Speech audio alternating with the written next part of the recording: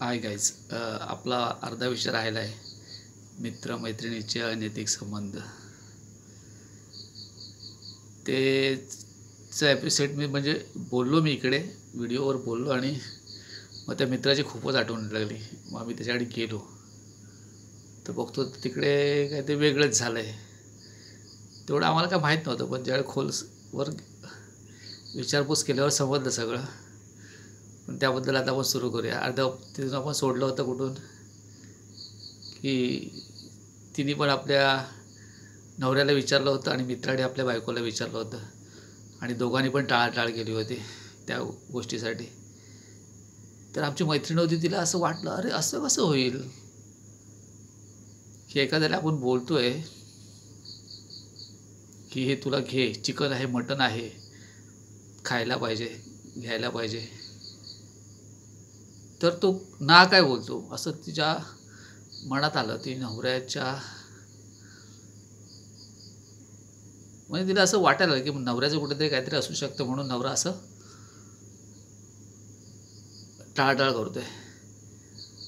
मग ह्याला पण तसंच वाटायला लागलं की बायको टाळाटाळ करते म्हणजे काहीतरी असेल. मग त्या दोघांनीच प्लॅनिंग केला. ही गोष्ट आम्हाला नंतर समजली. त्या दोघांनीच प्लॅनिंग केला. ती त्याच्या बायकोच्या मागावर लागली आणि तो तिच्या नवऱ्याच्या मागावर लागला. आणि मग त्या लोकांना 15-20 दिवसानंतर ते थोडंसं इकडे तिकडे केल्यानंतर खबर लागते. त्याची खबर लागलीच त्यांना. तिच्या नवऱ्यानी तिला सगळं सांगितलंच, चांगलंच केलं. मग तिने पण काही बोलली नाही ती, कारण तिला काय तेवढं सांगायचंच नव्हतं. पण ती संशयास्पद, मग तिला बोलली असं नाही करायचं पाहिजे, तसं नाही करायला पाहिजे, असं बोलून तिने तो विषय टाळून नेला. पण स्वतःबद्दल ती काहीच बोलली नाही. शेवटी ती बाईच ना, तिने नवऱ्याला थोडं धमकवलं, दबावच टाकला त्याच्यावरती. पण तसं मित्राचं तसं झालं नाही. मित्राचं पण त्या मित्राला समजलंच नव्हतं. असं हिने सगळं सांगितलं, असं असं आहे, हे आहे, ते आहे, ते आहे. तो इकडं उत्तर प्रदेशचा आहे तो माणूस, तिच्याच कंपनीमध्ये आहे कामाला, तिच्या ऑफिसमध्येच कामाला वगैरे असं सांगून त्याला सगळं झालं. पण त्यांनी पण तिला समजून सांगितलं आपल्या बायकोला की असंच आहे, हे ते असं. तर तिने पण सांगितलं ठीक आहे, नाही करणार असं ते, हे करून तेवढ्यात समजल्यामुळे तो विषय टाळला. दोघांनीही केला, समजून घेतलं दोघांनी एकमेकाला आणि विषय सोडून दिला. आणि यांचं असं चालूच होतं.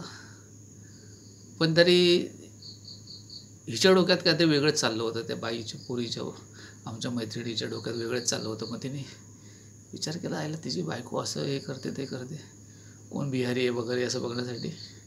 बिहारी होता तो, कोण बिहारी बघण्यासाठी वगैरे तिने मग पाळतच ठेवली तिच्यावरती. एक प्रकारे जासूस तिच्या पाठी लावलाच होता तिने. आणि मग समजलं तो बिहारी होता, कॉन्ट्रॅक्टर होता तो, मुलांना कामाला वगैरे ठेवत होता, असं कॉन्ट्रॅक्टर करत होता.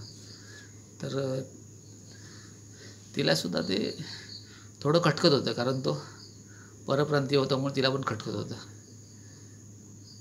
तिने परत आपल्या मित्राला तसं सांगितलं, हो असंच आहे म्हणून. तर मित्र बोलले ठीक आहे, आता राहून दे, आपलं पण चाललंच आहे ना, तिचं पण चालू दे, आपण डिस्टर्ब करून कुठे घरात भांडणं करून घ्यायचेत.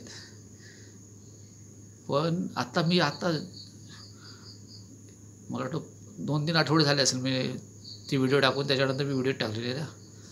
आम्ही त्याच्याच मागावर होतो ना.